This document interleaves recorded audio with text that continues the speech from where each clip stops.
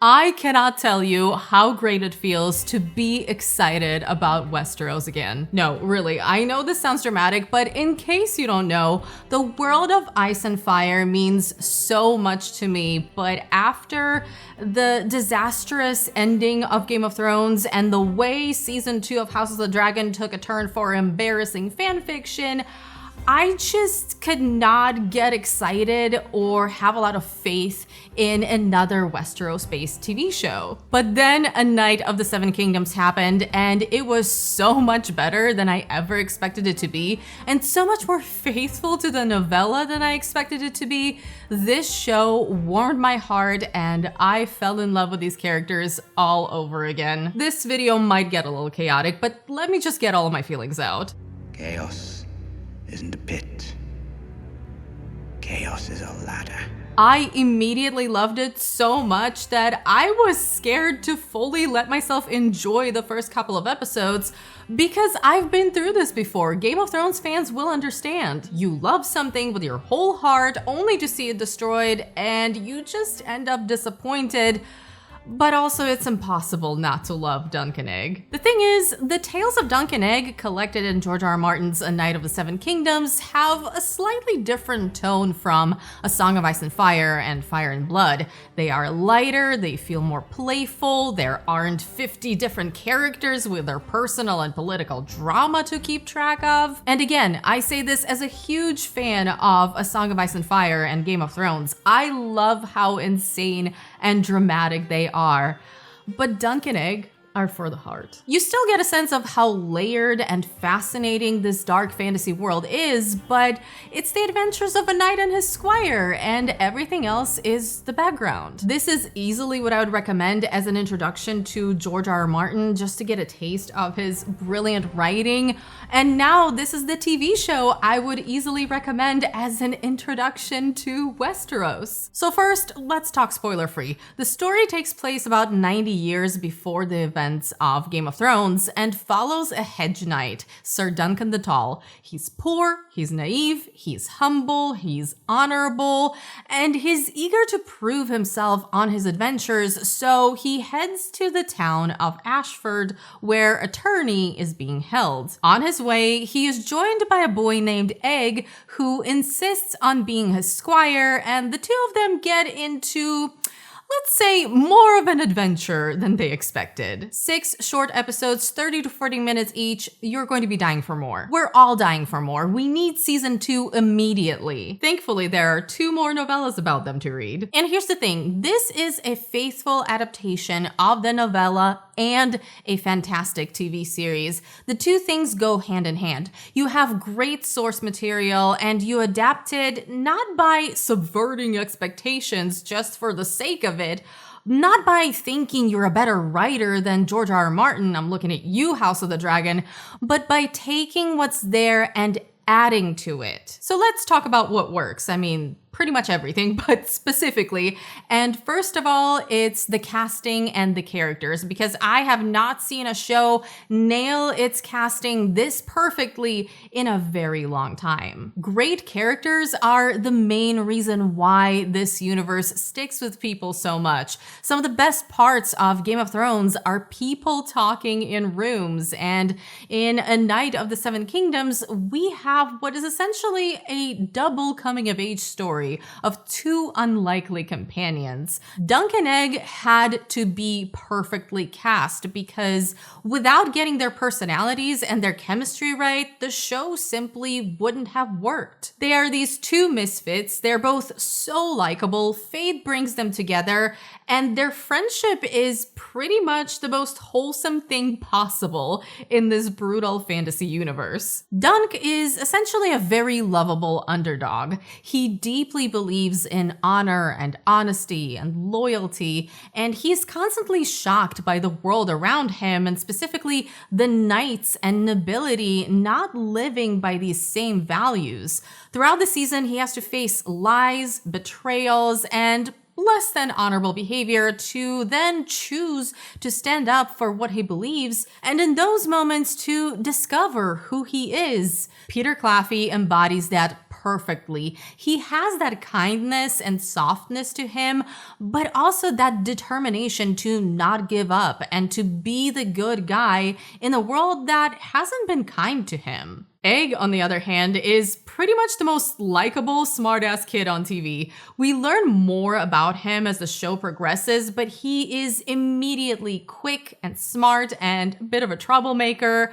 You can tell he needs Dunk just as much as Dunk needs him, and as you learn more about him, you really understand why. Dexter Soul Ansel is fantastic as Egg, easily one of the best child performances I've seen ever. And as surprising as this might seem, because Westeros is not a friendly or cozy place, this is a story about friendship and found family. Watching these two characters make their way in this world, spend time together, bond is the best. And that's not even getting into how amazing the supporting cast and characters are. All of them are so distinct and so memorable. All of the Targaryens, perfection. The Fossaways, perfection. Steely Pate, Tenzel walked right off the pages of the novella. And of course, everyone's favorite, Lionel Baratheon, the Laughing Storm. Do you have room for me at your tent, sir? I would like to visit. And also at Storm's End. I'm sure your castle is a lot of fun too. I need to stop. But everyone on this show has great chemistry. Not only do they fit perfectly in this world, but they feel like they belong with each other. They make sense on screen together. There's so much fantastic nonverbal acting going on, and that makes all of their relationships come to life. Also, everyone's comedic timing is perfect. This show is actually hilarious. The other thing that's great about it is that it is unmistakably the same world as Game of Thrones, but from a very different perspective. If you've seen the other two shows or you've read the books, you're used to these amazingly complex, morally gray characters, and we love them for it. They're fascinating, but having a completely different point of view here is what sets A Knight of the Seven Kingdoms apart. It's not about the great houses or the fight for power. All of that is in the background, and that's what makes the world feel so rich. This is also said during the time where there are no more dragons in Westeros and we don't see any magic. There's some prophecy and dragon dreams going on, but that's it. It's a smaller story and it's a more personal story. It's just lovely, but still in a grim, dark way because it's still Westeros. Because I know a lot of you are thinking back to some of the things that happened on this show and maybe even one specific episode, and you're questioning my use of the word lovely. But this is what I call cozy fantasy. Recommend some books and other media for me in the comments below. Now, obviously, the cinematography and set design have always been a strong point for these shows, but I have to talk about how fantastic A Knight of the Seven Kingdoms looks. There is a different tone to maintain here, and the way they use the landscapes and the lighting is very important for this. Some amazing perspective-specific shots, awesome fight scenes. I'll get back to fight scenes in a minute. You often hear people praise practical effects over CGI, and a show like this is the perfect example of why practical just looks better. They went out of their way to use as little VFX as possible,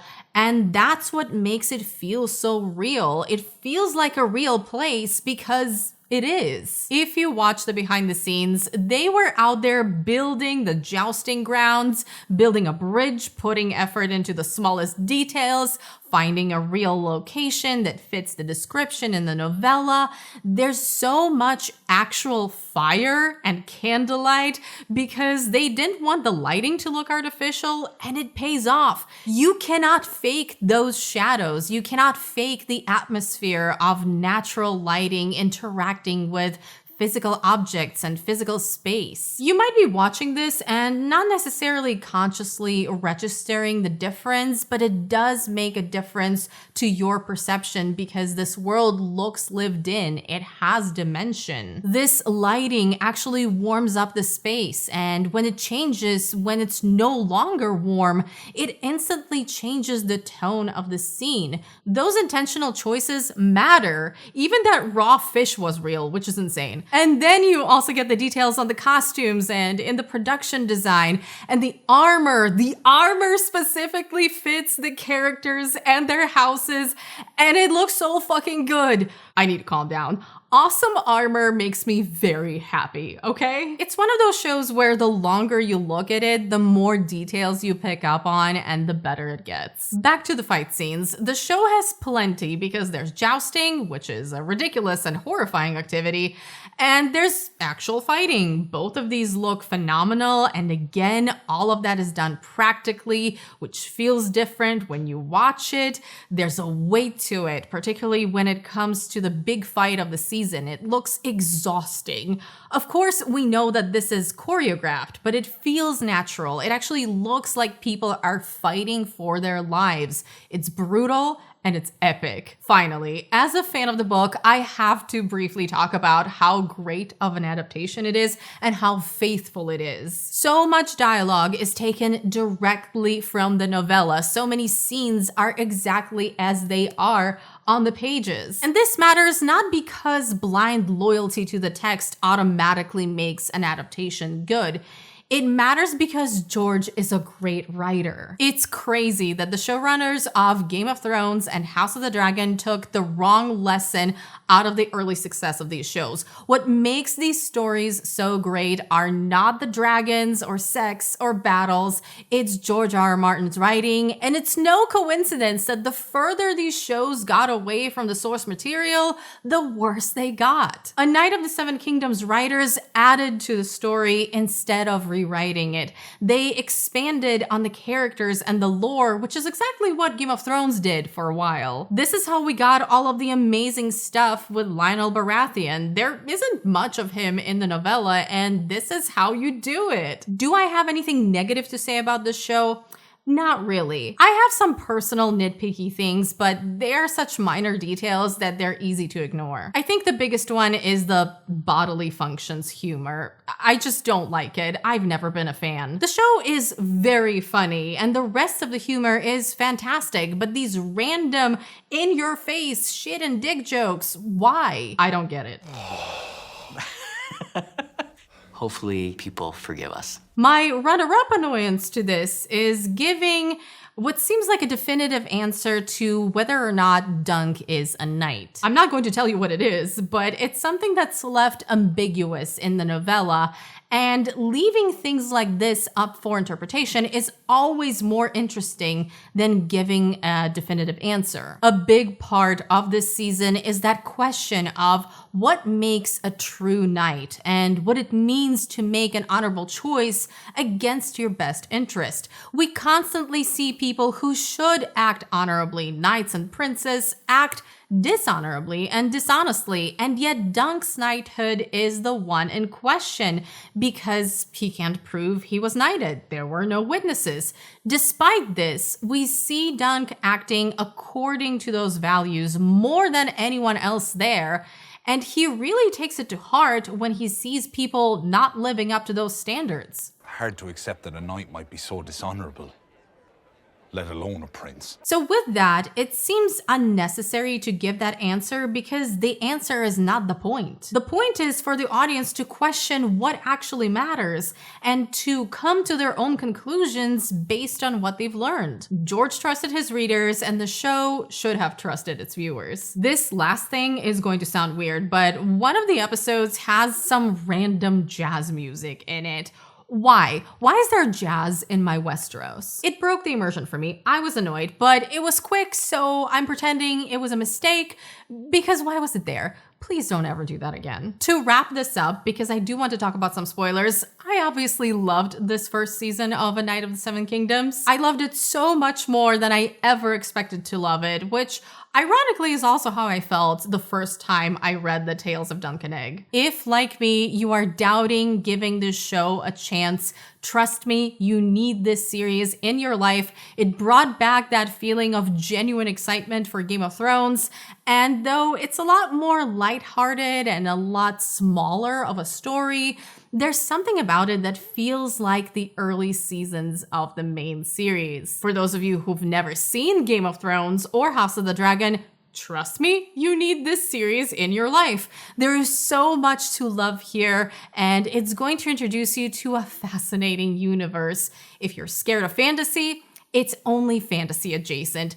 It's just a great medieval setting with excellent characters. We need stories like this because A Knight of the Seven Kingdoms is a story of hope, of honor, of honesty, and trust and friendship. It's about being a good person in a grim world that's full of backstabbing. The realm needs good men, and changing just one person's life for the better is worth it. All right, spoilers. Go watch the show if you haven't, because my organized thoughts are over and now I just have a bunch of disorganized, spoilery things to rave about. Please just watch the show. Don't spoil it for yourself. I've seen movies that are longer than all 6 of these episodes combined. So, the first 3 episodes are a masterclass at introducing characters. I watched the episodes week to week, but then I binged all of them in one go before the finale, and it really stood out to me how well these characters are introduced, whether it's our leads, Dunk and Egg, or the Targaryens, with the clear difference between Baelor,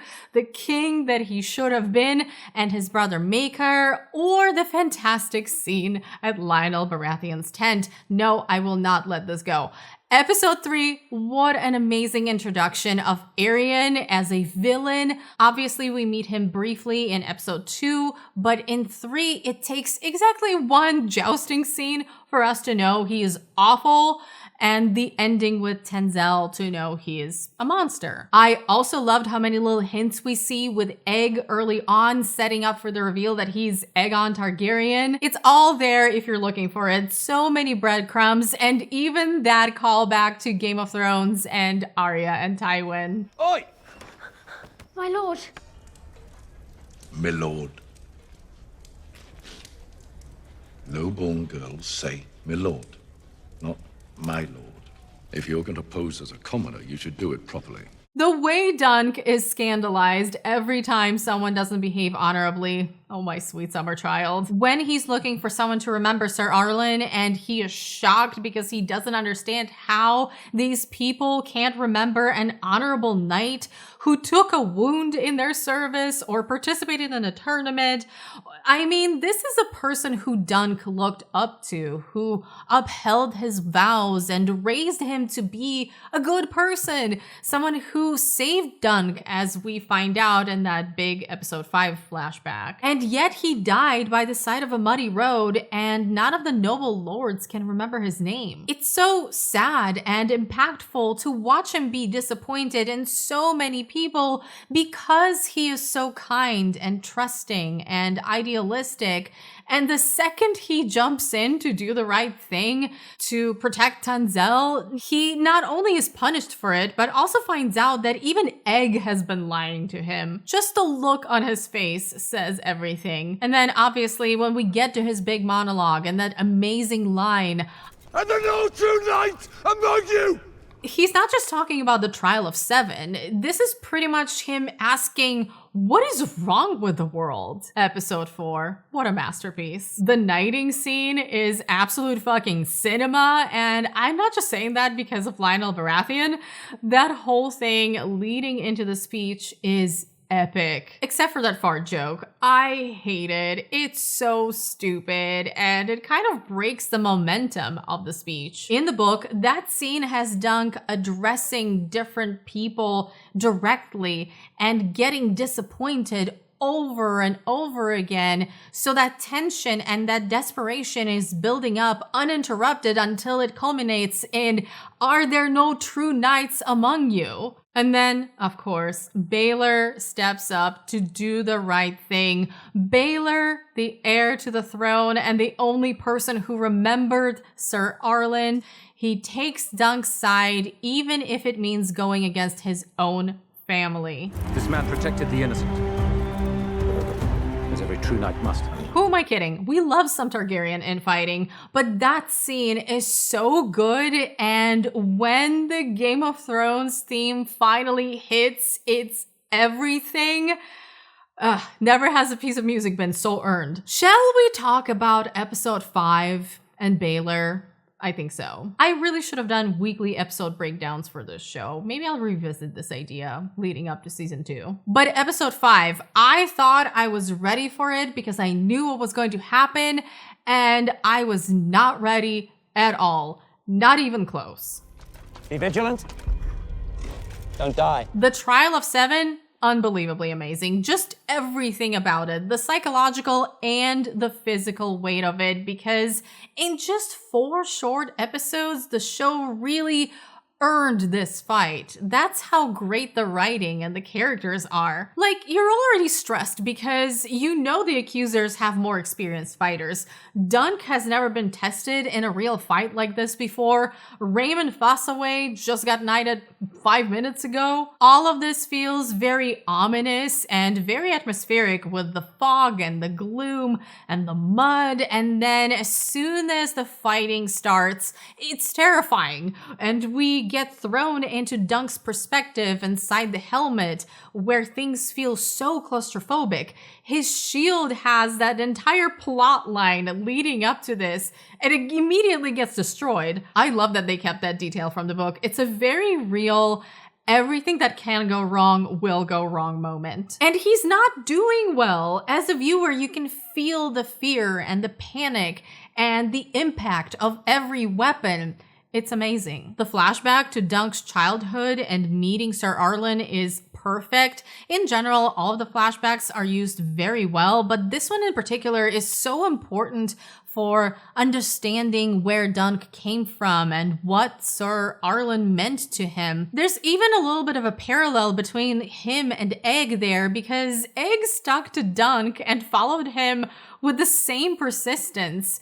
I'm pretty sure part of why he accepts Egg as a squire is because he sees himself in this kid. And plus, the get up of it all ties back into the fight while also reminding us that Sir Arlen is always with Dunk. He is a part of who he is. So we go back to this insane fight where everything is stressing you out. The sound design, the perspective, the weight of the armor and weapons, the mud, the wounds, just how tired and heavy all of this feels. Like I said, it looks exhausting. Dunk looks like a zombie in armor, but then it is so satisfying to watch him drag Aryan through the mud to yield. Something I really looked forward to seeing from the novella, and this moment delivered. But then, of course, we had to say goodbye to Baylor, which is just so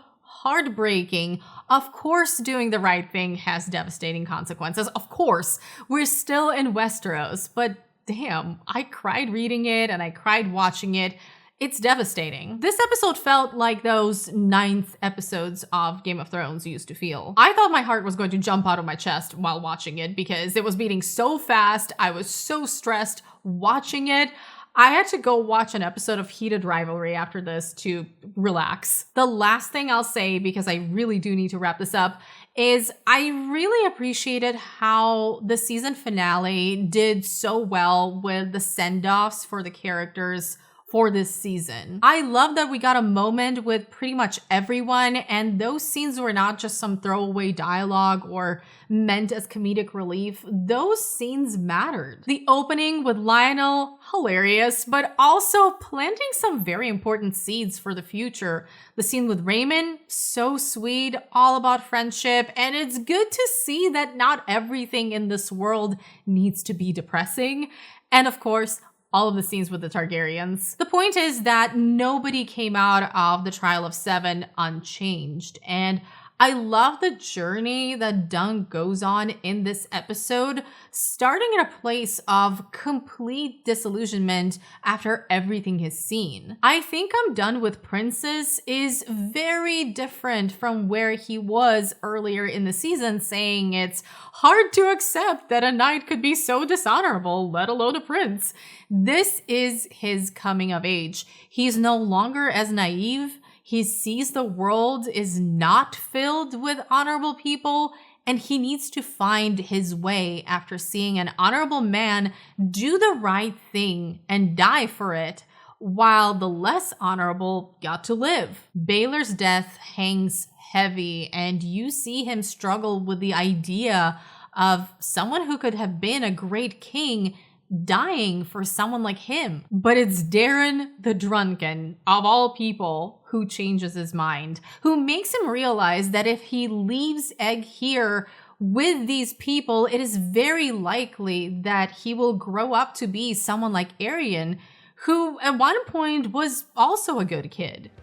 My brother wasn't always such a little monster. This reminds Dunk of the right thing to do, and he decides to take on Egg as his squire, raising him to be a good man the only way he knows how, the way Sir Arlen raised him. But of course, it's bittersweet because that's also a personal failure for Maker, who sees Egg as his last chance not to fuck up his legacy like he did with his other sons, which is what he's talking about when he says, He's my last son. so good. So good. And Sir Arlen leaving as a metaphor while Dunk and Egg set out on their journey, just beautiful. I cannot wait for season 2, and I really hope they stick to their plan of releasing it next year. I have so much more to say, but I'm going to wrap it up. And if you've made it this far, you're a real one, and I really appreciate you. Let me know what other Westeros-based videos would you like to see from me, because we all know this is my Roman Empire, and talking about this world for way too long is my favorite thing to do on this channel. So leave your suggestions in the comments below. I hope you're doing great, and I will see you very soon in my next video. Bye.